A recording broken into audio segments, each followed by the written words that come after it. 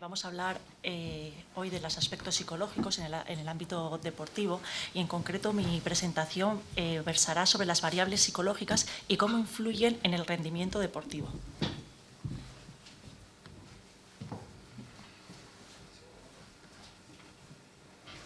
Ya el doctor Gómez, en la anterior jornada, habló de diferentes variables que influyen en el rendimiento deportivo y en concreto todos teníamos muy claro que hay variables fisiológicas, variables genéticas que influyen en este rendimiento, pero incluso los deportistas en primera persona relatan en diferentes medios de comunicación la relevancia no únicamente de entrenar los aspectos físicos o fisiológicos, sino la relevancia de entrenar el músculo mental.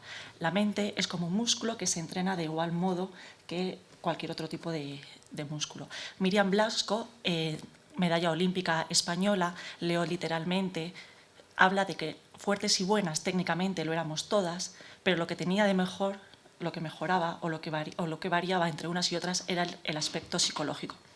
Por tanto, ¿cuáles son esas variables psicológicas que influyen en el rendimiento deportivo? ¿A qué nos estamos refiriendo? Es importante no únicamente nombrarlas, sino conocerlas para trabajarlas, ¿no? Tanto las fortalezas como las debilidades que pueden estar influyendo en este rendimiento deportivo. Si vamos a la literatura científica, los diferentes estudios hablan de diferentes variables psicológicas, como pueden ser la atención y la motivación, como procesos psicológicos básicos muy influyentes en este rendimiento deportivo, pero si vamos un poco más allá, hay otros aspectos relevantes como la autoconfianza, la regulación emocional, la autorregulación y el control, e incluso ese manejo de la ansiedad y el estrés en el corto y en el largo plazo, y por supuesto las habilidades interpersonales de la persona, del deportista, que están influyendo. ¿Qué entendemos por motivación? La motivación fundamentalmente en la literatura se define como esa necesidad o el deseo que activa o dirige nuestro comportamiento hacia una meta. Los estudios hablan de que el 60% o más del 60% de la población no practica deporte de forma diariamente. Por tanto, la motivación en los deportistas de élite o en los deportistas es un aspecto crítico en el mantenimiento de la actividad deportiva sostenida en el largo tiempo. Los estudios hablan de que el factor más relevante en el aspecto motivacional es la propia motivación intrínseca como la mayor fuerza que hace una adherencia hacia el ejercicio a largo plazo, el mantenimiento de este ejercicio en el largo tiempo. Estudios hablan de cómo además esta motivación es importante mantenerla, porque además está influyendo con otras variables psicológicas muy importantes como la sensación de competencia del propio deportista, la autonomía e incluso con estados de ánimo, como puede ser sintomatología depresiva o incluso la propia ansiedad que puede aparecer en determinadas situaciones. En todo este mismo proceso de evaluación a nivel cognitivo, otra variable fundamental, al mismo nivel que la motivación, es la atención. El sentimiento o el miedo a fallar, cuando focalizamos la atención, está muy presente. ¿Qué entendemos por atención? Esa capacidad que nos permite seleccionar y procesar un estímulo en un determinado momento, bien sea en el campo o sea en otras situaciones. Cuando está presente el miedo a fallar, anula ese procesamiento de la atención. Además de esos procesos psicológicos básicos, esos procesos psicológicos cognitivos básicos, están influyendo directamente sobre la regulación emocional y, en concreto, sobre el autocontrol. ¿Qué entendemos por el autocontrol? Surge fundamentalmente cuando es necesario resolver un conflicto. Todos podemos tener presente acontecimientos que han sucedido recientemente en determinados futbolistas, ¿no? ¿Y por qué falla ese autocontrol en el campo? La literatura nos habla de un posible agotamiento, una posible baja motivación o incluso una falta de recursos cognitivos en ese mismo momento. Pero si profundizamos más allá en esa literatura, ya los propios estudios hablan de que ese modelo de fortaleza del autocontrol no es únicamente por un momento puntual. Las investigaciones no descuidan que precisamente es un efecto arrastre negativo, no únicamente por un hecho puntual, sino el arrastre de otros procesos o acontecimientos que hayan podido suceder bien en ese mismo periodo de tiempo o previamente. E incluso la propia dificultad de la tarea están influyendo en ese proceso de autocontrol que puede producir una fatiga mental.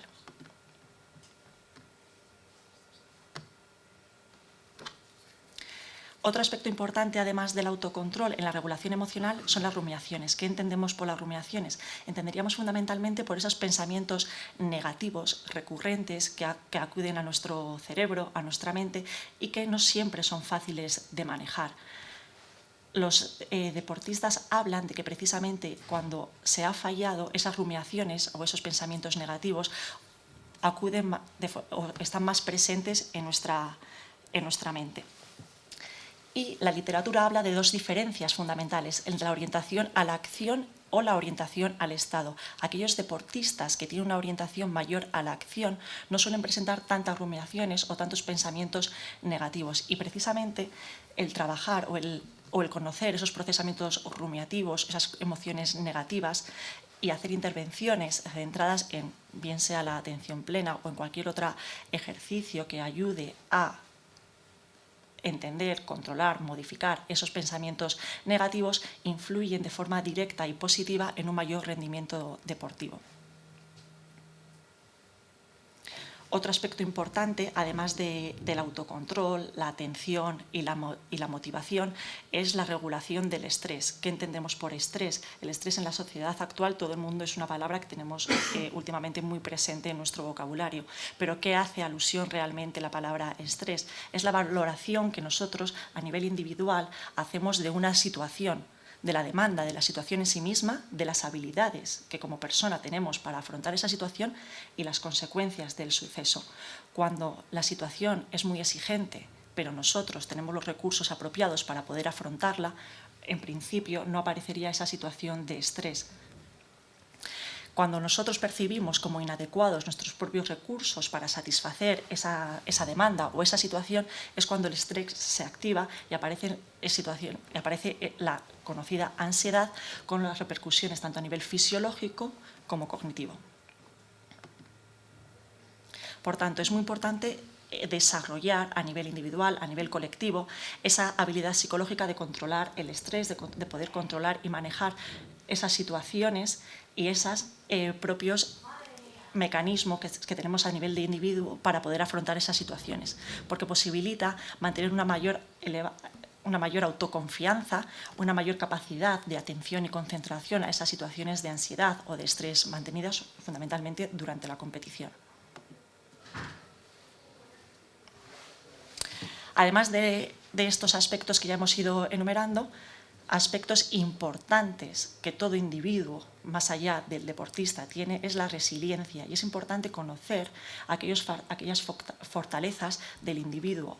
Actualmente en psicología está muy en boga una nueva corriente de estas últimas décadas, que es la psicología positiva, donde hay factores que están influyendo y que es necesario trabajarlos en el propio individuo. Aquí vemos diferentes relatos de autores en primera persona, cómo hablan de que precisamente la confianza en la persona o recuperar la esencia intrínseca de cada uno son las mayores fortalezas del propio individuo. Y si vamos a la literatura científica, está en esta misma línea. Precisamente esa fortaleza mental y esa resiliencia está muy relacionada con la adaptación positiva al estrés. Los propios recursos que nosotros tenemos como individuo nos ayudan a afrontar situaciones de estrés con una mayor asertividad y con unas mayores estrategias de afrontamiento ante estas situaciones.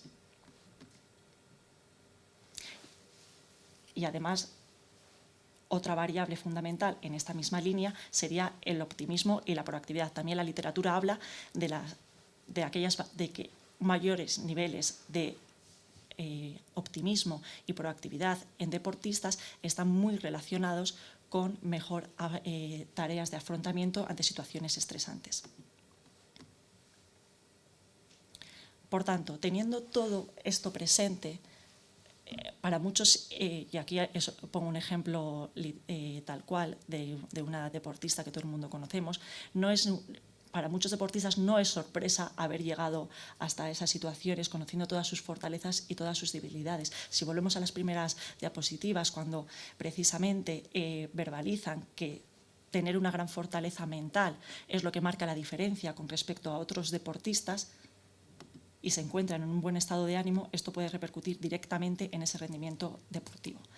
Pero el rendimiento individual es fundamental en el deportista, pero cuando estamos hablando de deportistas o deportes, mejor dicho, de trabajo en equipo, no únicamente la persona o la figura o la estrella del equipo es importante, sino todo el rendimiento del equipo y cómo todo eso repercute en la propia satisfacción, motivación, atención y todas las variables psicológicas que hemos ido hablando a lo largo de esta presentación. El contagio emocional es fundamental y la disminución del rendimiento de una única persona puede influir en todo el equipo.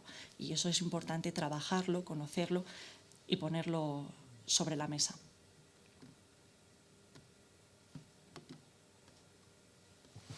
De ahí la importancia del psicólogo deportivo. No me voy a adentrar mucho más en esto porque tengo dos compañeros de mesa que van a poder hablar mucho más sobre todos estos aspectos y la importancia que tienen dentro del trabajo, insisto, del individuo como del equipo. Ya la literatura científica habla de esta importancia. Hemos visto también diferentes relatos de deportistas en primera persona de cómo es importante para ellos este trabajo, no únicamente por las cargas del entrenamiento o factores de estrés que puedan irrumpir en determinados entrenamientos o en determinados partidos, sino también consecuencias de lesiones, que ya se habló en la sesión anterior, o incluso la transición hacia fuera del ámbito deportivo. La carrera deportiva, todo el mundo tenemos presente de que es un periodo puntual en la vida y que tras la retirada hay que plantearse otras opciones. Pero incluso más allá, ¿no? Es importante tener otras variables, y así lo dice la literatura, y que están relacionadas con la salud mental del propio deportista en activo. Cada vez más vamos a la prensa y es frecuente oír noticias o leer noticias sobre diferentes sintomatología clínica que aparece en deportistas de élite, no únicamente en la población general, sino también en este tipo de profesiones. Incluso se habla si realmente este deporte de élite está influyendo es una relación directa. Y precisamente no significaría una causa, sino que los propios deportistas hablan de que precisamente la presión, el miedo al fracaso o la exposición constante a este tipo de situaciones pueden estar influyendo directamente. Lo mismo que pasaría con otro tipo de profesiones. No es que precisamente en esta profesión haya más, pero sí que hay. Y eso también es importante tenerlo presente.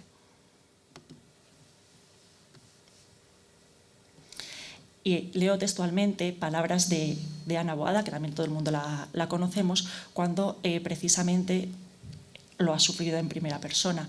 Y relata que le hubiese gustado que de alguna forma le apoyase más durante las crisis, pero también como prevención. Y yo creo que eso es importante tenerlo todo a nivel de sociedad presente en la cabeza. De ahí reitero que la importancia del psicólogo deportivo como apoyo a muchos deportistas durante el proceso, la retirada, incluso no solo los momentos dentro del campo, sino fuera de él, y el trabajo importante de las fortalezas y debilidades de la persona del deportista. Así que, por mi parte, nada más. Muchas gracias a todos por vuestra atención. Continuamos con el siguiente ponente, que para mí es un placer poder presentarle, ya que le he sufrido en mis propias carnes. Creo que es un profesional. Y bueno, José Luis Carrascosa, muchos de vosotros le conoceréis. Él es socio fundador de Saber Competir. También es psicólogo del primer equipo del Valencia actualmente y bueno, tiene una amplia experiencia profesional en equipos de primera división como Sevilla, Castellón, Alicante. Bueno, os dejo con él y espero que disfrutéis de sus palabras. Buenas tardes. Agradecer a FE y UNIR la invitación a participar en este foro. Bueno, matizar una cosa, yo soy José Carrascosa, no soy José Luis. Vale, he preparado una ponencia relacionada con competir. Competir es un concepto, digamos, no es un concepto científico, es un término coloquial. Y yo desde lo que sería el trabajo aplicado voy a hacer algunas reflexiones en torno a competir y aprender a competir. Ya os digo que competir sí, competir cuanto antes mejor. Yo quiero provocar para fomentar luego el debate, pero competir dentro de unos términos que yo voy a plantear. Competir con armas, y las armas son las competencias. Vamos a hablar de qué son competencias. Competir con entusiasmo, sí, el entusiasmo, la pasión, que ahora está de moda, es imprescindible, sirve de poco si no va acompañado de buenas herramientas, ¿no? Entonces yo voy a hablar de competencias emocionales. Me gustaría matizar que es talento, porque talento también se habla de una manera, yo creo que poco rigurosa. Talento es una predisposición. Cuando vemos jugadores de mucha calidad, jugadores de un perfil, dicen jugadores de talento, ahí no estamos viendo talento, estamos viendo aprendizaje, estamos viendo trabajo. El talento de un futbolista, básicamente, bueno, si tenemos en cuenta lo que es el cerebro, y sabemos ya bastante de lo que es el cerebro humano, el talento en un futbolista, que es coordinación visomotriz, es un niño, un bebé, que se mueve de manera distinta a los demás, que ya tiene una coordinación que llama la atención, trepa al sofá como nadie y coordina la pelota y cualquier tipo de juego como ningún otro bebé a su edad. Eso es predisposición, pero también el futbolista tiene en su predisposición, que luego se concreta en desarrollo del talento, estaría una inteligencia espacio-temporal. Si cogemos a los mejores futbolistas, son futbolistas muy inteligentes en el manejo y en la lectura de los espacios y son jugadores tremendamente coordinados a nivel visomotriz, ¿no?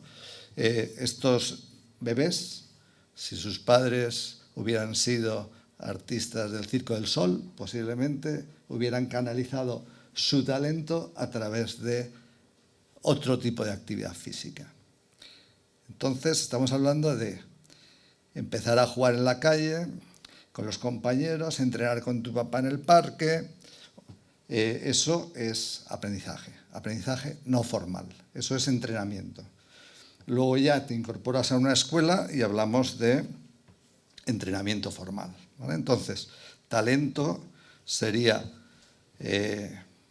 lo que coloquialmente en fútbol denominan talento, ya es trabajo y es aprendizaje. Pero bueno, vamos a aceptar que la calidad técnica, táctica, que ya digo que es producto del entrenamiento, necesita de dos soportes, que es la condición física, dos tipos de competencias. Unas competencias físico-deportivas y unas competencias emocionales. Muchísima calidad, jugador de muchísima calidad.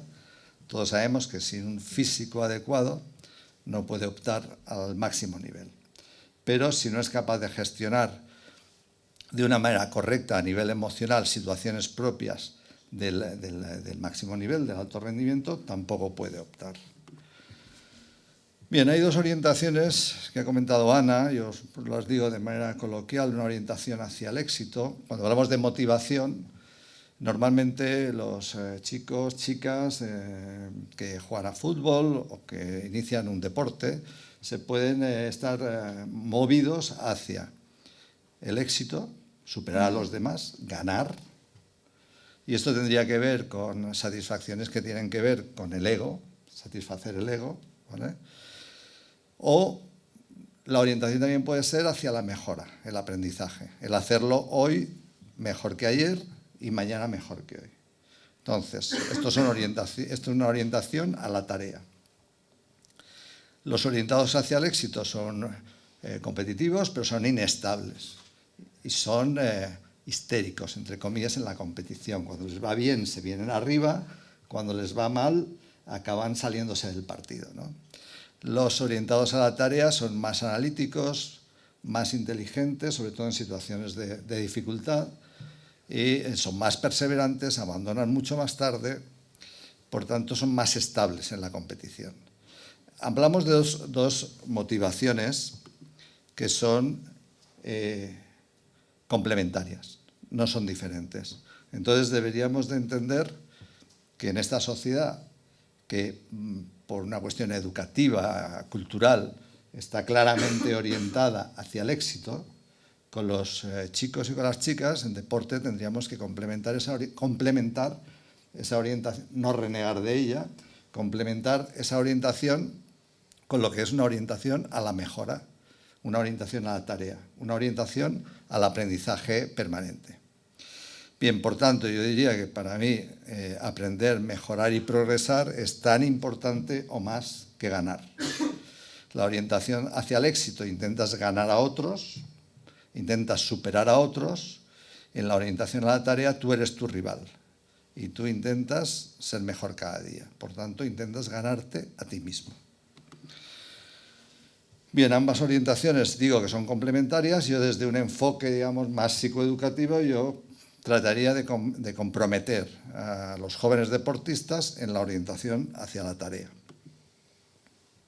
Mira, yo llevo 28, 29 años trabajando en psicología del deporte y he vivido estas etapas, que son, digamos, las establezco yo, son arbitrarias, o por lo menos son muy subjetivas, ¿no? Pero mirad, yo cuando se habla de ser competitivo, yo he vivido estas 3 etapas. Hace muchos años, más de 15 años, ser competitivo se relacionaba con carácter. Y habían niños o niñas que tenían carácter, eran competitivos, o no tenían carácter, y los entrenadores prescindían de ellos y los apartaban. Bien, desde hace 10, 15 años llegamos los coaches y psicólogos del deporte y ayudamos a este tipo de chicos o chicas que tienen más dificultad para competir. Yo creo que no es lo correcto tampoco. Yo creo que el futuro, el presente ya, pero futuro próximo va a ser que los chicos y chicas aprendan a competir a través del propio entrenamiento. Del entrenamiento, de la convivencia con los compañeros y de la competición. Por tanto, sería, a ver, si el entrenador, por ejemplo en fútbol, si el entrenador, además de trabajar la condición física, trabaja a nivel técnico-táctico, ¿por qué no puede enseñar competencias emocionales de manera transversal? Y ahora veremos cuáles son. De manera que el psicólogo se convierta ahí en un asesor de un proceso de enseñanza-aprendizaje. Yo he simultaneado toda mi vida profesional educación y psicología del deporte, actividad profesional, y esto también lo veo en educación. Alumnos brillantísimos que son incapaces de gestionar una situación de examen como pueda ser el selectivo, ¿no? ¿Y por qué los profesores no enseñan a los alumnos a gestionar ese tipo de situaciones? Cuando los profesores han sido modelos que anteriormente han tenido que gestionar todo ese tipo de situaciones. Bueno, entonces, yo creo que el futuro pasa porque los entrenadores, entrenadoras, enseñen a competir. Mi propuesta, a ver, yo reivindicaría competir y ser competitivo. Y entonces mi propuesta iría más en la idea de redefinir qué es competir. Competir no es, para mí, no es ganar como sea, no es superar a los demás como sea, incluso atentando, digamos, al juego limpio y a la ética personal, ¿no? Vale, entonces yo definiría competir como un proceso de superación y de aprendizaje permanente, en el que el rival es uno mismo, uno compite consigo mismo. Competir es estar abierto a ese aprendizaje y mejora permanente, es vivir la dificultad como un reto, un desafío, y es utilizar al rival o al adversario, diría yo, y al equipo como complicidades en el propio proceso de aprendizaje y de mejora, ¿no? Vivir la competición como una oportunidad de crecimiento, una oportunidad de aprendizaje. Y yo os diría que entonces para mí competir sería comprometerte con un proceso de búsqueda de la excelencia en lo deportivo, profesional, social, personal. Bueno, entonces, desde este punto de vista, entiendo que competir sí. Por lo que estoy diciendo, competir se enseña, se aprende y se entrena. Y deberíamos de hablar de un proceso de enseñanza-aprendizaje que tenga que ver con competir.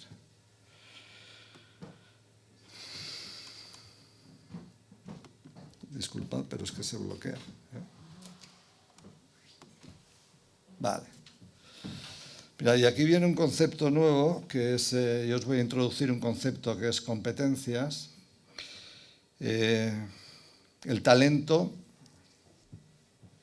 cuanto más competente, más competitivo es. No es un juego de palabras. Pero un talento apoyado en muchas competencias será muy, muy competitivo. Esto lo voy a ilustrar con ejemplos de fútbol. Hemos pasado de la inteligencia cognoscitiva, que ya se superó, ya sabíamos que eso, inteligencia emocional también es más que la inteligencia cognoscitiva, y ahora hablamos los psicólogos de una inteligencia resolutiva. Hay listos, inteligencia cognoscitiva, que son muy torpes. Hay gente con mucha inteligencia emocional, muy quedabienes, que son poco resolutivos. Ahora estaríamos hablando ya, reivindicando una inteligencia resolutiva, una inteligencia ejecutiva, una inteligencia eficaz. Las competencias, mirad, básicamente las competencias, esto es un concepto de educación, yo lo traería aquí, lo retomaría. Competencias, básicamente la competencia que añade, la parte actitudinal. Desde el concepto, desde el ámbito educativo, vemos que hay chicos y chicas con un nivel de conocimientos altísimo, que resuelven muy bien las tareas que se les plantea, bien, pero no están motivados, se bloquean, tienen dudas, se ponen ansiosos, no saben trabajar en equipo, no se llevan bien. A nivel de fútbol os diría lo mismo. En fútbol se trabaja mucho en el entrenamiento el saber hacer y los conceptos. Pero bueno, es fundamental que el chico aprenda a estar motivado siempre, siempre. Tenemos que avanzar hacia la automotivación.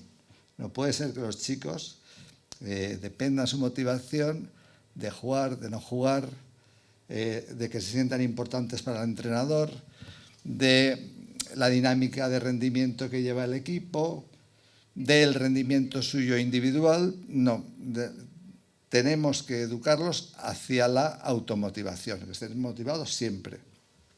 Luego también que tengan ese poder hacer, sean realistas. Claro, un chico formado en las escuelas de fútbol del Valencia, del Barça, del Madrid, del Atlético de Madrid, luego sale y juega, con todos los respetos, pues un equipo de segunda división que tiene otros medios y otros recursos, y a veces es como que no están acostumbrados, ¿no? Ellos tienen que ser capaces de gestionar su talento en cualquier contexto. Bien, y saber estar y saber ser y saber estar. Esos son valores y esos son competencias también de otro tipo que os voy a comentar ahora. Actualmente es lo que demanda el mercado de trabajo. Tenemos la gente, los chavales de ahora están súper preparados. Desde mi punto de vista son poco resilientes, son poco cooperativos. Los momentos de dificultad no sacan su preparación. Entonces, las empresas tienen donde elegir mucho en el ámbito del conocimiento, de la formación, leídos, manejan las nuevas tecnologías, viajados, dobles titulaciones y diferentes idiomas. Cómo gestionan ese talento en los momentos de dificultad, quizá son aspectos. Bien, por tanto, las competencias las identificamos como, sobre todo, soluciones, herramientas, recursos. Las personas necesitamos tener soluciones.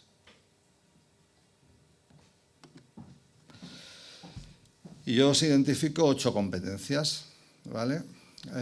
Mirad, los psicólogos del deporte hablamos de habilidades psicológicas y os diría que sí, claro, pero las habilidades psicológicas tienen que ser un medio para conseguir el fin. Y el fin es desarrollar una competencia. Por ejemplo, yo os hablaría comunicación y sociabilidad, que el chico que juega en un deporte colectivo tiene que ser capaz de llevarse bien con todos sus compañeros, tiene que sentirse capaz de jugar con cualquier compañero. No, es que no habla. No, mira, si no hablas, pues tendrás que, a lo mejor te has de buscar el ajedrez para jugar, pero si juegas a básquet, a baloncesto, a fútbol. Bien, la resiliencia, superación de dificultades.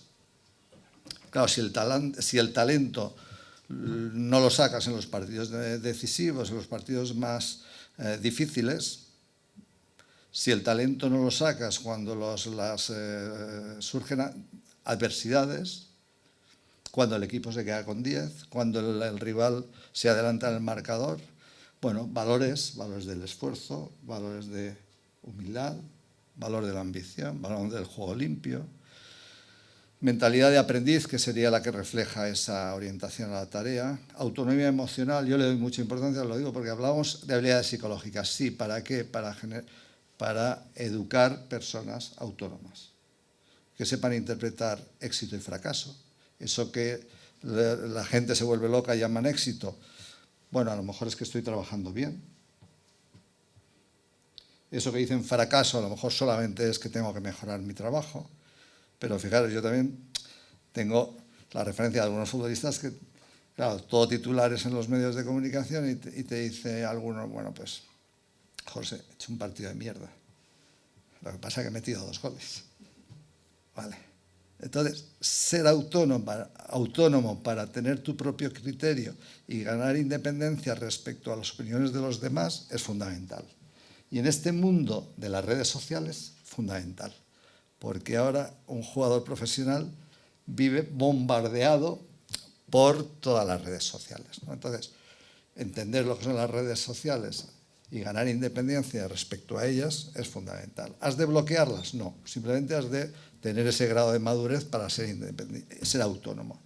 Bien, hablamos de trabajar en equipo, fundamental, saber alinear tus intereses con los del equipo, saber, bueno, asumir un rol complementario, darle protagonismo al equipo, no buscar tu propio protagonismo. Bien, hablamos también de liderazgo emocional.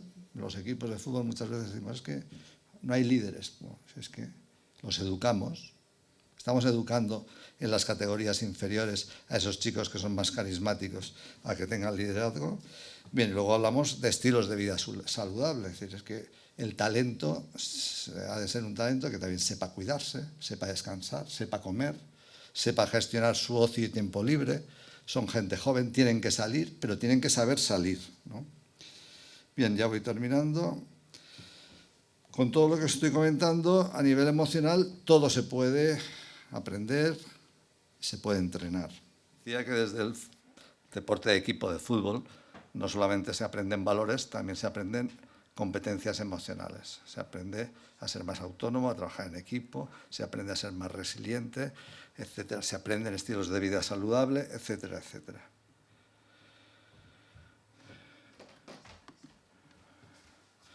Bien, fijaros, yo con esto, y ya concluyo, yo tengo clarísimo que desarrollo personal y desarrollo deportivo van de la mano. No se admite ya, para tener éxito a nivel deportivo, has de sacrificar tu vida personal. No. Eso está condenado al fracaso. Esos son errores del pasado, aún permanecen en muchos padres incluso, ¿no? Que sacrifican a sus hijos o hipotecan el desarrollo personal en función del deporte que practican. El futbolista necesita de la persona, de las competencias emocionales, para ser mejor futbolista. Esto es determinante. Entonces, a mí cuando me llaman, me dicen, oye, ¿por qué el desarrollo emocional, el desarrollo integral ahora? Primera razón, por rendimiento. Segunda razón, por desarrollo integral. Primera razón, por desarrollo integral. Segunda, por rendimiento. Va de la mano. Bien.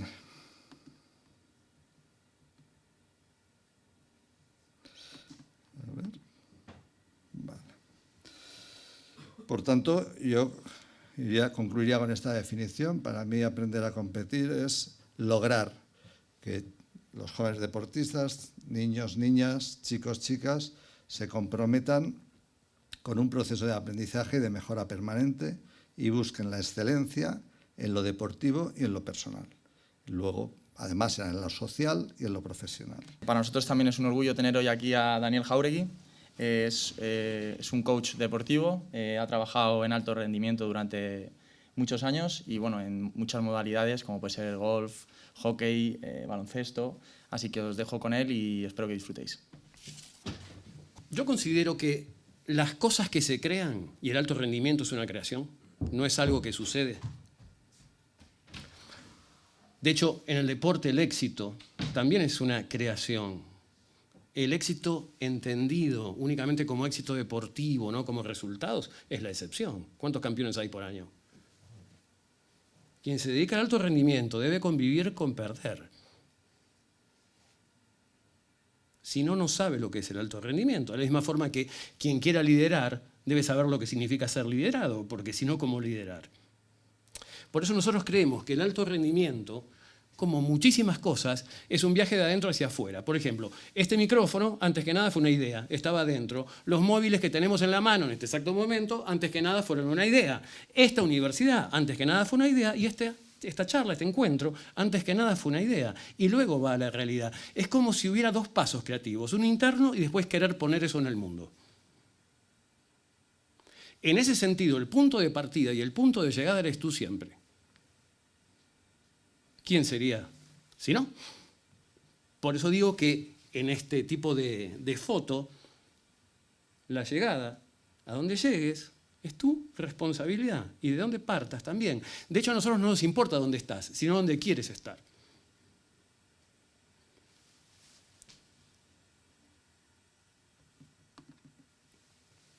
Y tenemos dos culturas de las que quiero hablar ya mismo. Sé que son muchas palabras, iban a ir de uno porque estaba en un PowerPoint, pero ahora está en un PDF. Por lo tanto, no se agobien. No miren ahí, por favor. El tema está acá. ¿Sí? Allá también. El tema está acá. Nosotros consideramos que hay dos culturas básicas en el mundo. Dos culturas básicas que todos conocemos, pero que conviene refrescar. Uno es la cultura de la víctima. Dos es la cultura de la responsabilidad. Todos sabemos esto, pero vamos a darle una vuelta de tuerca. No inventé yo estas palabras. La víctima tiene un don, el don de la culpabilidad, que significa la habilidad de culpar. Fue la grada, fue el viento, fue la lluvia, fue el referee, el árbitro, fue la hierba y fue el balón nuevo que ahora no dobla. En general, ese tipo de excusas y explicaciones pertenecen a la categoría víctima. A ver si lo puedo explicar de alguna manera. A ver, ¿por qué cae este mando? ¿Cuál es la razón por la que este mando cae? Es una pregunta, así que trabajen. ¿Por qué cae este mando? No escucho. Bien, hay dos respuestas que acabo de escuchar. Uno, por la gravedad. Dos, porque lo suelto. Yo diría que la gravedad es condición no suficiente para que esto caiga. ¿No? Si acá algún físico podrá decir esto. Se necesita de mi colaboración para que algo caiga. Bien, si quiero colaborar en que algo caiga, lo tengo ahí. Lo único que necesito hacer es víctima. La víctima cree que esto cae por la gravedad. La persona que tiene alto nivel de responsabilidad ve su acción, ve que suelta. Es como, la gravedad es el contexto, diríamos el factor externo, así lo llamamos aquí. Factor externo, como la crisis, factor externo, ¿cierto? Si yo suelto o no, es factor interno. ¿Cuántos equipos han estado en crisis? ¿Cuántas familias han estado en crisis? ¿Saben cuándo ocurre una crisis? Cuando lo viejo no termina de morir y lo nuevo no acaba de nacer. Eso es crisis. ¿Viste cuando estás en tu matrimonio y no te gusta ya tanto el matrimonio, pero te gusta la amiga o el amigo? ¿Sí? Bien, eso es crisis. Lo viejo no terminó de morir y lo nuevo no acabó de nacer. ¿Sí? Desde ese lugar no vas a tener nunca un alto rendimiento. Desde el lugar de víctima no vas a poder tener nunca un alto rendimiento. ¿Por qué? Porque el hábito perseverante, adictivo, defino adicción como cualquier cosa negativa de la que no te puedas desprender, ¿sí? Adictivo de la víctima es la queja. Deben conocerlos. Deben estar aquí también sentados y allá viendo. Hay gente que tiene como deporte la queja. Constante, permanente. Si llueve porque llueve, si hay sol porque hay sol, y si no, no se define. Qué desgracia. ¿Sí? Es tremendo, vale. Excusas y explicaciones. El famoso es que. El es que, al único que anestesia es a ti mismo. Es una especie de anestésico que nos ponemos para que sufra menos. da explicaciones. Tengo que, ¿lo ven ahí? Tengo que. Yo tengo un termómetro, que alguna vez te compartí contigo, que mide la alegría de la gente. Es el termómetro del tengo que. Cuanto más tengo que, menos alegría. Tengo que dar un examen, tengo que ir a hacer tal, no sé, recado, tengo que hablar con mi jefe, tengo que ir de vacaciones con mi suegra. ¿Alguien dice, tengo que ir a la discoteca? Yo nunca escuché eso. La gente quiere ir a la discoteca, la gente quiere ir al fútbol, no tiene que ir al fútbol. Cuando tú tienes que entrenar, cuando tú tienes que crecer, cuando tú tienes que, tengo que, son como losas que te vas poniendo. Es una diferencia enorme querer a tener que. La calidad de un entreno es directamente proporcional a cuánto quieras entrenar. Punto. Y las viejas historias sobre se juega como se entrena, yo estoy de acuerdo, si no entendí mal, con lo que dijo José. Se juega como es. El que es listo, juega listo.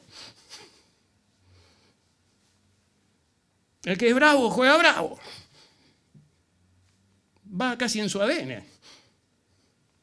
¿No? Y de la misma forma que no le puedo pedir a un cocodrilo que suba a un árbol, capaz no puedo pedirle ciertas cosas a ciertos jugadores porque no están en su ADN. Avancemos. Tiene habilidad de culpar, como ya dijimos, y quiere tener razón todo el tiempo. ¿Lo conocen o no? Está en casa. En cambio, del otro lado, fíjense, parece todo más liviano, por lo menos a mi gusto. En vez de quejarme, propongo. No es que no me pueda quejar, claro que me quejo, pero no termino ahí. Pongo una queja y propongo algo, aunque sea charlemos. La famosa expresión, también los escuché, ¿no? A Ana y a José. La presión y el estrés. Fíjense la palabra expresión. El prefijo ex significa sin, ya ex marido, ¿no? Ex mujer. Expresión. Es una presión que ya no tengo. Es la razón por la cual vas a hablar con un amigo de un problema y te sentís mejor, aunque el problema sigue igual. Eso es expresión. Y existe una expresión deportiva. Cuando las personas pueden expresarse deportivamente, esa tensión, ese estrés, esa ansiedad, que no son sinónimos, pero que andan por ahí, decrece. Normalmente decrece. Mientras la víctima quiere tener razón, la persona que es responsable, que les quiero decir a qué se refiere responsabilidad, son dos palabras del latín. Respons significa respuesta y habilidad, aunque no tenga H, es como hacer un pino, ¿no? Es algo que se entrena. Es la habilidad de responder, no como un argentino de palabras, sino con hechos. ¿Tendremos la habilidad de responder a dar vuelta a este resultado? ¿Tendremos la habilidad de responder a cumplir nuestro objetivo? ¿Tendremos la habilidad de responder? Bien. Y hay mucho más. Por ejemplo, una cosa que aquí surgió, la exigencia, que la tienen por ahí debajo, versus la excelencia. ¿Cuál suena más pesada? ¿Exigencia o excelencia? A mí, por lo menos, me suena muy pesada la exigencia. Entiendo que probablemente haya un periodo en la vida en el que uno deba ser exigente, hasta que evolucionemos a ser excelentes, porque si no, lo exigente tiende a ser forzado, y todo lo que es forzado tiende a romperse. Piensen en Federer, parece que no se exige, porque su excelencia es tal. Bien, en definitiva, la víctima está atrapada en sus propios hábitos, en el hábito de la queja, de tener que dar explicaciones, de poner excusas, de querer tener razón, de llevarte a tomar un café para convencerte y es lo único que logró, etcétera, etcétera, etcétera. Está atrapado en eso. En cambio, la persona que tiene habilidad de responder, por supuesto, tiene mayor grado de libertad. Yo puse acá dos personajes, son dos personajes nada más para entender mejor esto en base a las dos culturas. Son hábitos. Unos hábitos llevan a esto y otros a otro. Mr. Bean está preso de su propio hábito. Si alguno vio esto, se manda un lío tras otro. ¿Por qué? Porque tiene el hábito tal. Bien. Y el amigo Bond, yo nunca escuché al amigo Bond diciendo, ay, lo que me hicieron los rusos, me quiero matar, qué desgracia lo que hicieron los japoneses, yo no sé ya qué hacer, si mandarle un mail a M o no. Un James Bond no actuaría así.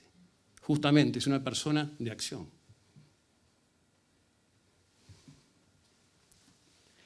Yo creo que con los hábitos de Mr. Bean no se puede llegar al alto rendimiento. Esta es mi creencia. Y vamos a hablar de dos cositas más. que para mí son condiciones fundamentales, internas, que fueron tocadas ya por Ana y José, como automotivación. Yo lo llamo autoliderazgo. A mí me parece que el autoliderazgo es fundamental. Cuando le pregunto a la gente cuáles son las razones por las cuales conviene ser líderes, escucho una cantidad de cosas. Incluso me dicen cuáles son esas condiciones de un líder. Integridad, visión, dar ejemplo. Y todo eso suena muy bien porque es real. Pero la condición básica es el autoliderazgo. Porque, señores y señoras, si tú no te puedes llevar en la vida donde quieres ir, no vas a poder llevar a nadie.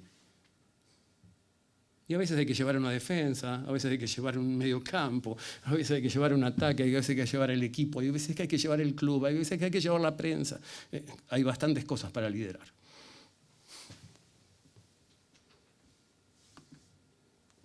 Los obstáculos, que también los escuché. Los obstáculos son parte del plan. Cuando trabajo con un tenista y le pido que las bolas vayan a medio centímetro de la línea, claro que va a tener un mayor grado de error, obviamente. Es esa etapa de aprendizaje, de estirar límites, de salir de la zona de comodidad, etcétera, etcétera, por supuesto. Ahora, si pierde 5 más, pero gana 7 más, sigue siendo negocio, ¿no? En todo sentido, porque el resultado, además, es la consecuencia de su aprendizaje y de su evolución. Yo siempre digo que el resultado es tu amigo, y sobre todo el malo, porque te enseña qué bastó, qué sobró de ti, qué estuvo bueno de ti. Te muestra cómo has sido, y en ese caso puedes seguir adelante habiendo aprendido de eso. Y esto es fundamental. Yo escuché a Shakespeare durante toda mi vida diciéndome lo que nos dijo a todos, que la cuestión era ser o no ser. El marketing no me dijo eso. El marketing a mí me dijo que es importante tener algo para poder hacer cosas y luego ser alguien. Tenga un Aston Martin, haga viajes por las capitales europeas y sea sofisticado. ¿Funciona? Yo creo que no. Tenga la raqueta de Nadal, ¿sí? Vaya por el circuito, haga partidos de tenis, torneos y sea un crack campeón. Yo me la compré. ¿Funcionó? No funciona. Es ilusorio. La persona que vive de ilusiones se llama iluso. No tiene nada que ver con el alto rendimiento. El alto rendimiento consiste en invertir exactamente estas palabras. ¿Cómo necesito ser para hacer lo que sea necesario y de esa forma tener el resultado?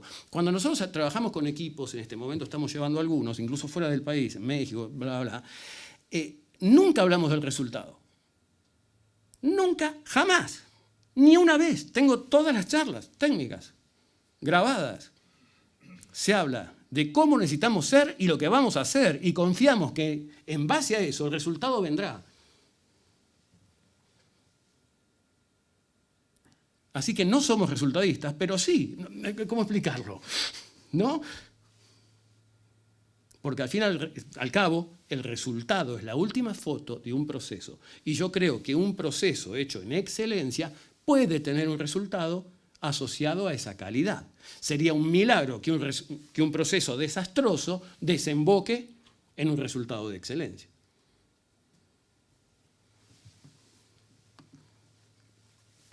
Por eso podemos hacer algunas interpretaciones de esto. El famoso ser, hacer, tener. Insisto, si necesito lograr un objetivo, y esto sirve para el fútbol, para la vida, para lo que sea. Si quiero tener algo, lo que sea, puede ser un objeto, puede ser un viaje, puede ser lo que sea. Un título, un estudio, ¿qué necesito hacer y cómo necesito ser? Porque si no voy a esa dimensión del ser, las cosas no funcionarán. Yo los invito a esto. ¿Ustedes por qué quieren ser elegidos por otra persona? ¿Quieren ser elegidos por lo que tienen, por lo que hacen o por lo que son? Normalmente cuando pregunto esto, la gran mayoría de la gente dice, yo quiero ser elegido por lo que soy. Pero esa gente muchas veces trabaja por tener. No trabaja la dimensión del ser. Y escuchan a Shakespeare como si fuera una voz antigua y medio tonta, repitiendo algo que no comprendemos. La verdad que es así. Pero es la cuestión. ¿Cómo necesito ser en este partido? ¿Cómo necesito ser en este torneo? ¿Cómo necesito ser en este momento? ¿Cómo necesito ser para poder hacer lo que haga falta y tener el resultado que todos queremos? Esto, llevado, lo hablábamos hoy antes de llegar aquí, llevado a una simplificación muy fuerte de lo que sería el fútbol u otras disciplinas, se basan en percibir algo, en decidir algo y en ejecutar eso.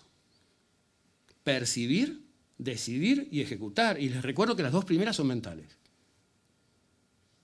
Una mala percepción no me va a ayudar a ejecutar bien. Una mala decisión, ¿qué sentido tiene ejecutar bien una mala decisión? Yo le llamo acelerar en la autopista equivocada. Llegas antes a donde no quieres ir. Eso es una mala decisión. No tiene sentido implementar una mala decisión. Por lo tanto, esa parte creativa dentro, como todo, ¿se acuerdan? El micrófono está primero dentro y luego afuera. Con las jugadas pasa algo parecido. Si tú no percibes, no podrás decidir o decidirás mal. Y si decides mal, por más que ejecutes bien, de nada servirá. ¿O estoy equivocado? Y esto nos lleva a 3 palabras más. El tener puede ser el resultado, ¿sí? El hacer, por supuesto, es parte del proceso. Y el ser es tu contexto. Tú te llevas a todos lados, con lo que tienes y con lo que no tienes. ¿A dónde vas? Ahí va tu maleta con toda tu personalidad, con todos tus temores, con toda tu historia, con todas tus emociones. Vas con eso. Y con eso habrá que hacer algo. Por eso insisto que quizás se pueda trabajar como un escultor, quitando lo que sobra. Y a veces sobran juicios previos, se llaman prejuicios, ideas antiguas, a veces sobran orgullos, a veces sobran memorias, no porque la memoria esté mala, ¿no? Pero a veces la memoria se usa para resentirse o para vengarse o para cosas por el estilo. Lo que tiene el deporte es que siempre da una nueva oportunidad y vamos para adelante. Y en el fútbol por lo menos perdemos un partido y seguimos en el torneo. En el tenis es más crudo, perdiste y te volviste a casa. No hay empate.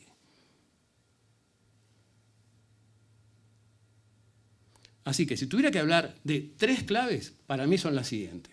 ¿Cómo necesito ser? Y por lo tanto actuar.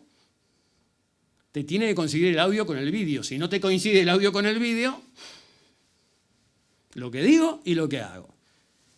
Asumir que la cultura de la responsabilidad, de la habilidad de responder, es lo que más nos va a llevar a donde queremos ir. Abandonar la postura de víctima. Hacerte amigo del resultado, porque el resultado te indica por dónde ir, por dónde no ir. Y llevar adelante el autoliderazgo. ¿Cómo puedes darte cuenta si tenés autoliderazgo o no? Típico, pones el despertador a la mañana para apagarlo.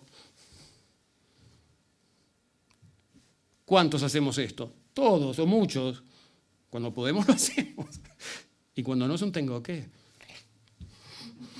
¿No? Entonces la calidad del asunto ya no es la misma. Ya no es la misma. Pensá en cualquier cosa tengo que. Tengo que ir al cine con alguien que no quiero. Por más que no tengas que hablar porque estás mirando la película, es un tengo que. No va a funcionar. Estar bien internamente hacia el asunto. Yo a veces creo que hay palabras que nos han puesto o que hemos comprado, quizás para arruinarnos la vida, ¿no? Las palabras como amor, libertad, felicidad, a ver si están de acuerdo conmigo, y los deportistas particularmente. Si no tenés felicidad, bajemos un par de peldaños de la escalera y juguemos con alegría. No tenés paz, bajemos un par de peldaños, jugá con tranquilidad. Yo un jugador que es bueno y juega con alegría y tranquilidad ya está fichado. No necesito la paz, el amor y la felicidad. De verdad. En todo caso, eso será una construcción personal y de cada uno, y nadie puede transferir esto a otro. Piensen en esto, es como que yo te diga, hazme feliz. ¿Podrías? No es de afuera adentro. Lo máximo que puedo hacer es crear un contexto para que tú seas feliz. Pero no está en mí hacerte feliz. Está en ti hacerte feliz. Y creo que el deporte tiene una deuda con la felicidad de los deportistas. Esta es mi impresión, porque al fin y al cabo todos llegamos al deporte pensando en Champions. Pero ¿cómo empezamos? Más o menos como esto. De una forma extraña, simpática, mirando como un objeto que casi es más grande que uno mismo. Así empezó. Por eso creo que la clave del alto rendimiento es jugar. Yo sé que parece una tontería y alguien dirá, ¿para qué lo invitamos? Y para decir esto lo decía yo, sí, pero cosas tan obvias como estas hay que traerlas de nuevo. Todos los deportistas que yo llevo, lo único que he hecho con ellos es ponerlos a jugar otra vez. Punto. Y les aseguro que van como una moto. Porque volvieron a jugar. Y cuando volvés a jugar, recuperás mucho de lo que hemos visto hoy. Tu emoción, tu estado de ánimo positivo, tus ganas de, no tengo qué, tus ganas de compartirlo, que vayan tus parientes, que vayan tus padres a verte, que vaya tu novia, que tu novio, que... Sí, por supuesto. Por supuesto. Porque no olvidemos que el deporte hoy, sobre todo el fútbol, es mucho más que jugar. Es un deporte, por supuesto, es un negocio, es un espectáculo y es un trabajo. Y todo eso está mezclado. Y a veces se hace difícil volver a lo lúdico. Así que si hubiese una sugerencia mía que no me atrevería a dar, pero si tuviera que darla, creo que esta es la palabra. Porque encierra una cantidad de cosas que todos conocemos porque lo hemos aprendido en la más tierna infancia. No hay que aprenderlo, simplemente hay que recordarlo. Así que sencillamente dejo aquí. Así damos paso a preguntas y quizás respuestas, no lo sé eso. Y seguimos adelante. Muchas gracias.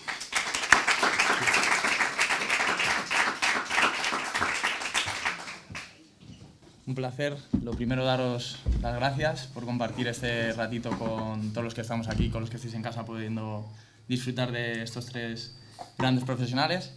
Y si os parece bien, ahora pasamos al tiempo de las preguntas. Yo tengo aquí algunas cosas que han ido preguntando los compañeros. Las voy a soltar un poquito al aire y vosotros vais contestando, si queréis, en función de cómo la veáis, si tenéis más ganas de contestar o no. ¿Vale? Dice un compañero, ¿cómo hacer que un futbolista confíe más en sí mismo? ¿Quién se atreve con esta? A ver, lo primero, tiene la tarea clara, porque a veces el entrenador le está pidiendo algo inespecífico, algo que no está suficientemente entrenado, que no está dominado, que no se ha generado el automatismo. En fútbol hablamos de automatismos del juego, ¿no? Entonces, lo primero es lo que se le pide, lo sabe hacer. A partir de ahí, ¿cómo se trabaja la autoconfianza? Básicamente llevándolo a la tarea. Como dice Dani, pues jugar. La tarea que es, la tarea es que aprenda a manejar el flow, que juegue de memoria. Y jugar de memoria no es verdad. Jugar de memoria es estar súper concentrado, tan concentrado que las decisiones fluyen y entonces parece que juegas sin pensar y juegas de memoria. Pero también haciéndole visible cuáles son sus armas, cuál es su estilo, cuáles son sus capacidades.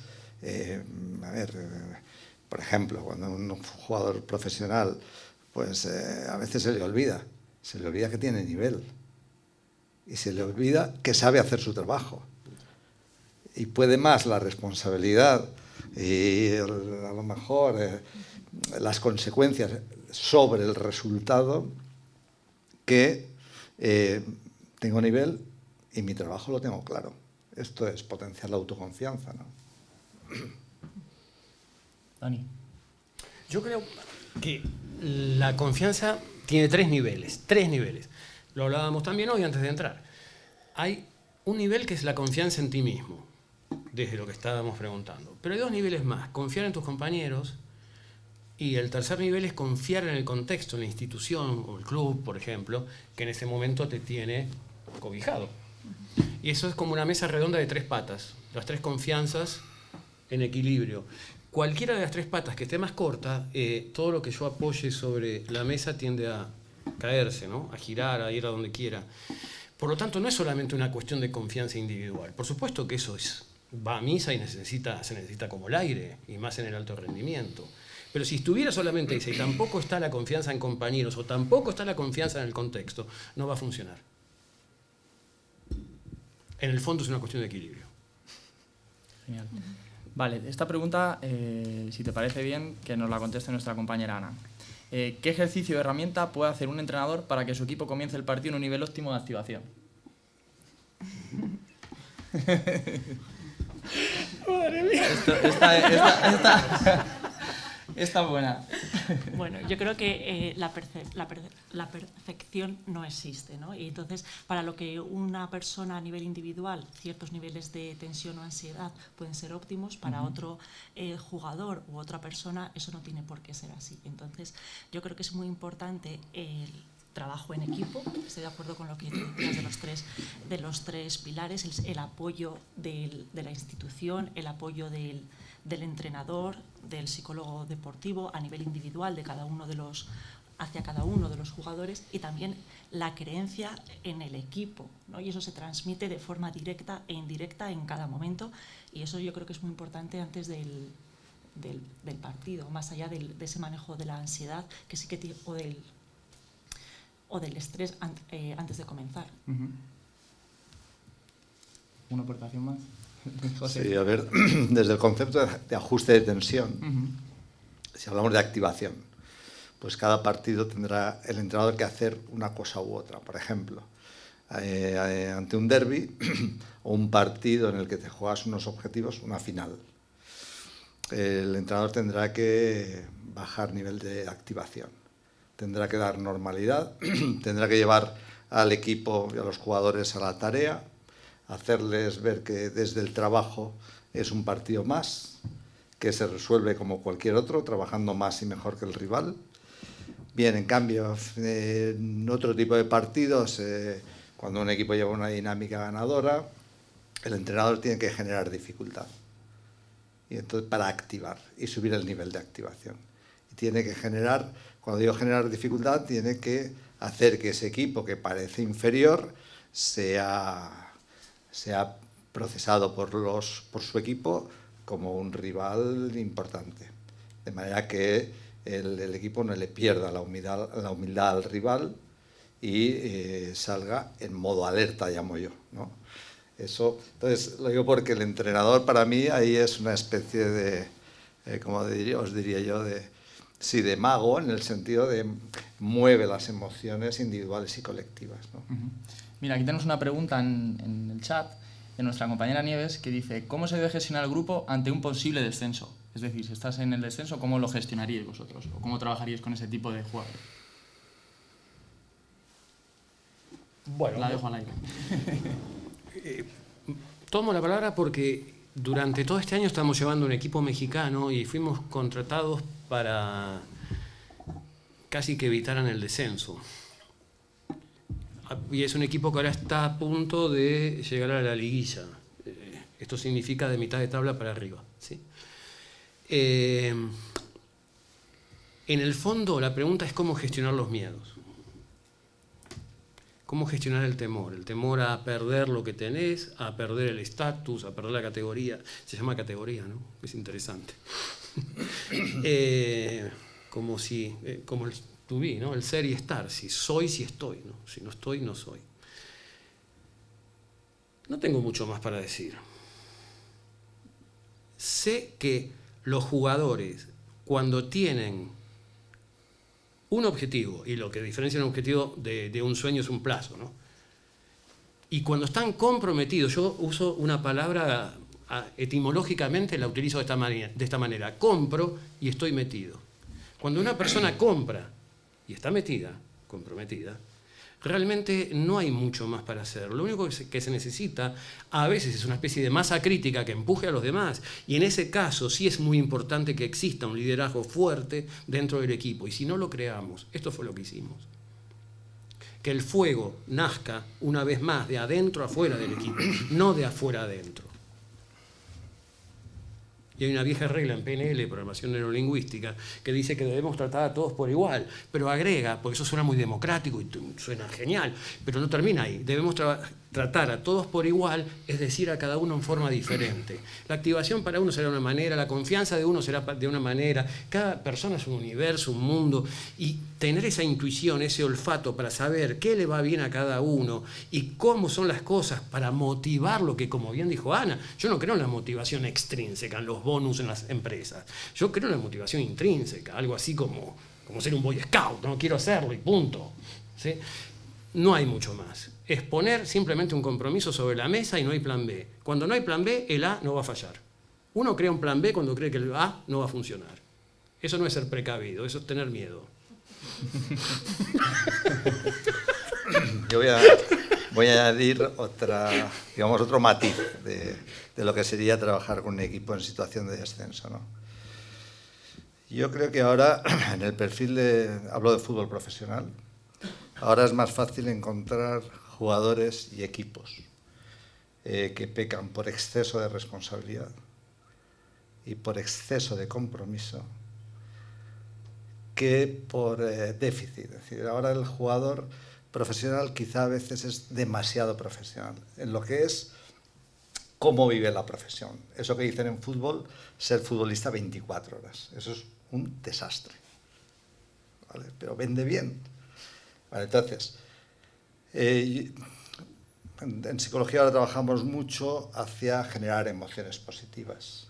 No tanto trabajar sobre el problema, sino sobre la solución, ¿no? Entonces, ese jugador que está en un equipo en riesgo de descenso, vale, sobre todo lo llevas a que sea capaz de tener claro su trabajo, una vez más, enfocarse en él y disfrutar. Porque además nosotros hablamos ahí, ese es el salvavidas. El salvavidas del jugador en la máxima dificultad, ¿cuál es? Tengo claro mi trabajo, me siento capaz de hacerlo, tengo claro quién soy, sé al nivel que soy capaz de jugar y, es más, el desafío de poder disfrutar en una situación de máxima dificultad. Que eso te hace crecer, individual y colectivamente. Entonces, por ahí, claro, esto lleva a generar, como dice también, a nivel sistémico, ¿no? un clima interno de vestuario que se aísla completamente del entorno, del club, medios de comunicación y demás. Es decir, cuando todo el mundo ve que es un desastre y que aquello se va a pique, tú tienes que entender que simplemente lo que te pide la situación es hacer tu trabajo, jugar y disfrutar. Y hacerlo en complicidad con tus compañeros. Y ese desafío, que es muy difícil en un momento de máxima dificultad, si consigues, si lo alcanzas, es un desafío de los que llamo de autorrealización y autosatisfacción personal. Genial.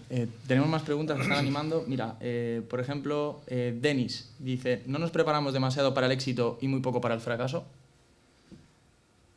Es una pregunta interesante, yo creo. Ana, así te animas, que no...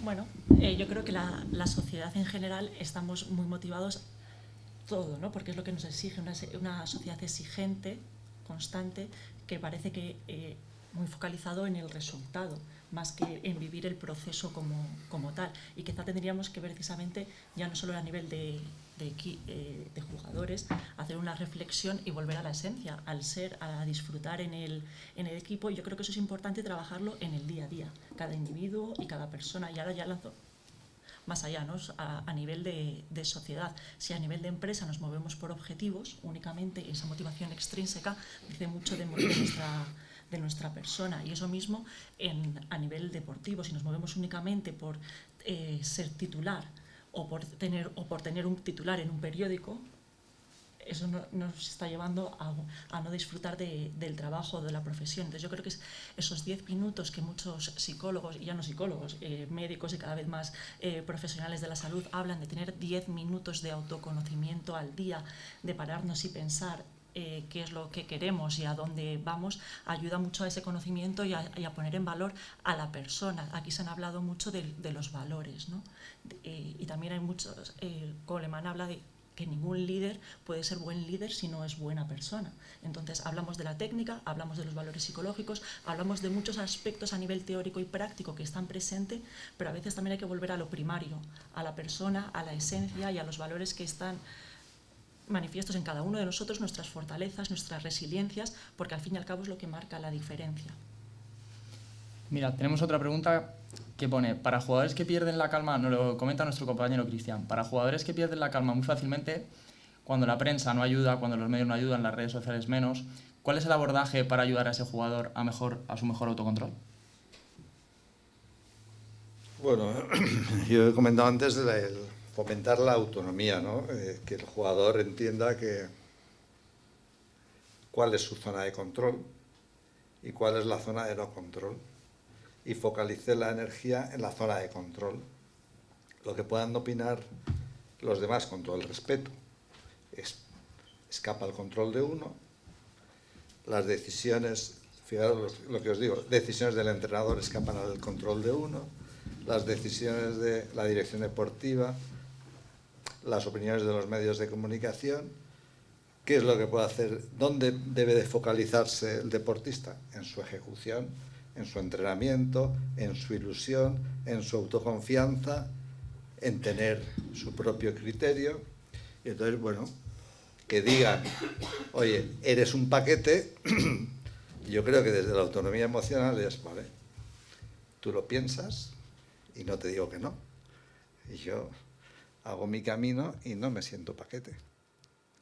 Ese sería el objetivo ideal, ¿no?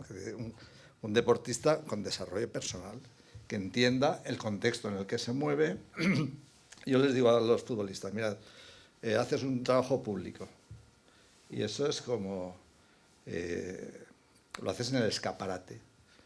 Nosotros ahí en Valencia hablamos de vas a comprar a la calle Colón, y dices, oye, ¿cómo puedes decir que esto es bonito? Esto es de mal gusto, esta prenda, ¿no? Es cuestión de opiniones.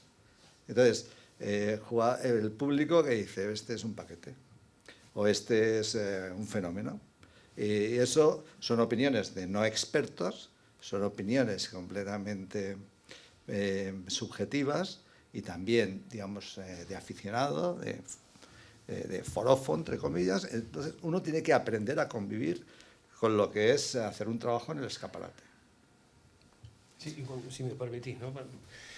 Y entender también no solamente la causa de la queja, por qué te quejas, sino el propósito de la queja, para qué te quejas. Y son dos preguntas distintas. Uno es por qué, porque el árbitro pitó no sé qué. Bueno, ahí tenés tu excusa. Pero hay un propósito en la queja. Y muchas veces tiene que ver con algo 100% personal del jugador. Por ejemplo, con sacarse tensión de encima. Por ejemplo. No digo que en todos los casos sea igual. Digo que algunos hacen esto.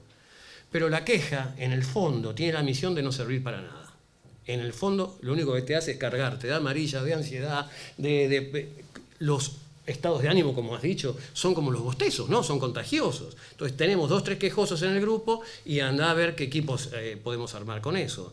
Yo creo que los estados de ánimo no son una responsabilidad individual, son una responsabilidad individual mientras estás en tu dormitorio. Cuando llegaste a mi oficina ya llega a ser social, ¿o no? En los vestuarios es igual.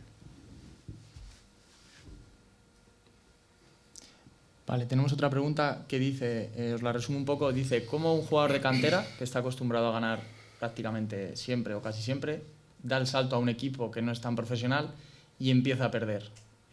Muchas veces el salto ese es lo que nos dice el compañero que les cuesta. ¿Cómo podrían mejorar o cómo podrían trabajar en una escuela de fútbol ese tipo de problema? A ver, mirad, antes habéis hecho una pregunta que la enlazo con esto, ¿no? Que es... se nos prepara para el error. Claro, estamos en una sociedad de la sobreprotección. Te sabe mal que tus hijos sufran, que tus hijos se frustren. Pobre niño, no juega titular, el entrenador no le valora, es que le tiene manía. Eso es el clima que viven muchos chicos y chicas dentro del contexto fútbol, ¿no? Entonces dices, claro, ¿qué preparación tiene? Claro, si encima además se equivocan en un partido, fallan una ocasión, fallan un pase, ¿cómo ha podido fallar eso? Mi hijo. O sea, no se acepta el error con la lógica que se tiene que aceptar, ¿no? Entonces, desde la sobreprotección, claro, si además tienes talento, si además estás en una escuela de élite donde compites con jugadores de mucho talento y los resultados son 10-0, 11-0, 14-0, ¿qué experiencia tienes de resiliencia? Ninguna. ¿Qué experiencia tienes de superar dificultades? Ninguna. Entonces, claro, Lo digo porque yo sí que identifico bastante bien el perfil del jugador que llega a un equipo de primera división. Eso normalmente es un jugador que ha sido el mejor en todos sus equipos durante 15 años y llega a un equipo de primera división donde, claro, sube el nivel, él, digamos, es objeto de mayor nivel de exigencia y el entrenador lo sienta por primera vez. No sabe gestionar esa situación, pero no sabe gestionar porque es la primera vez que le ocurre. Entonces, esto lo tenemos que enseñar desde las escuelas, efectivamente. Lo digo porque a veces producimos ahí un proceso en el que al chico se le tira ahí arriba y luego, bueno, luego llega a un ámbito en el que ¡pum!, se pega el trastazo, ¿no? Otra pregunta que realiza nuestro compañero Denis es: ¿tener buena inteligencia emocional implica tener un buen resultado? Sí. Un buen resultado privado, propio. Hay un éxito más allá del éxito. Hay un éxito deportivo y hay un éxito más allá de ese éxito deportivo. Yo puedo perder un partido, pero pude haber dado todo en ese partido. Eso es un éxito más allá del éxito. No existe solamente el éxito numérico, deportivo que sale el lunes en los periódicos. Ese es el que todos vemos. Pero hay una intimidad detrás de todo eso, detrás de cada persona. Y esa intimidad tiene algo de lo que estoy diciendo.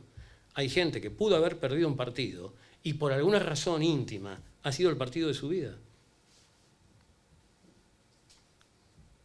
Y yo creo que se puede perder un partido, pero lo que no se puede perder es ese éxito trascendental, el que está más allá de. No sé si se entendió algo.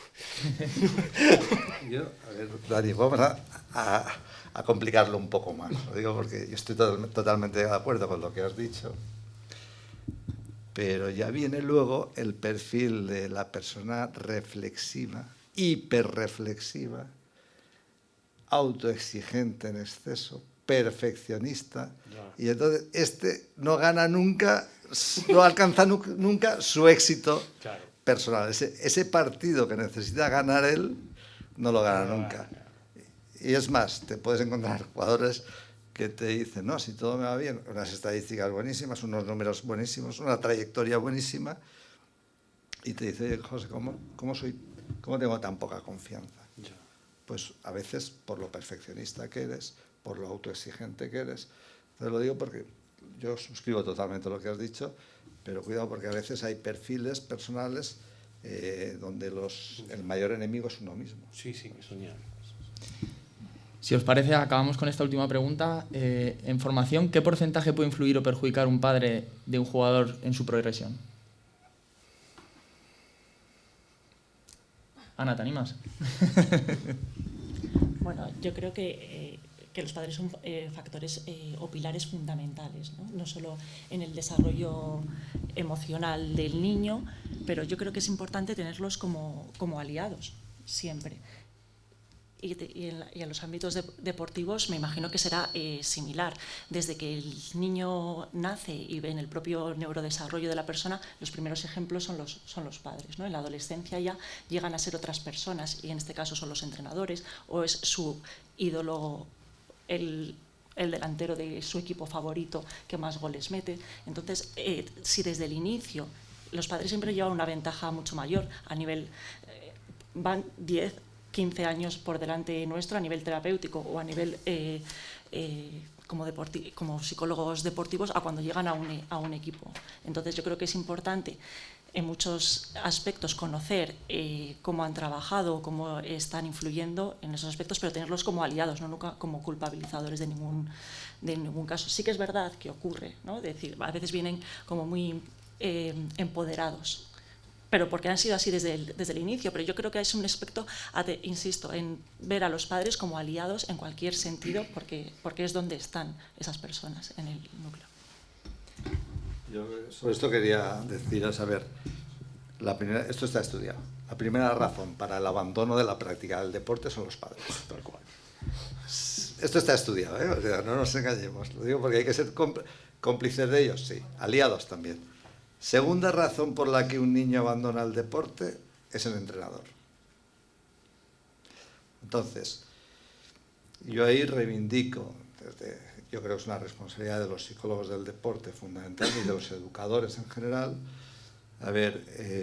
crear escuelas de padres, que lo estamos haciendo, escuelas de padres en las academias, ahora hablamos de fútbol, pero puede ser de cualquier otro deporte, escuelas de padres para orientar, porque yo tengo muy buena opinión de los padres en el sentido de lo hacen por desconocimiento, pero cuando se les da orientaciones colaboran, cuando se les da argumentos colaboran.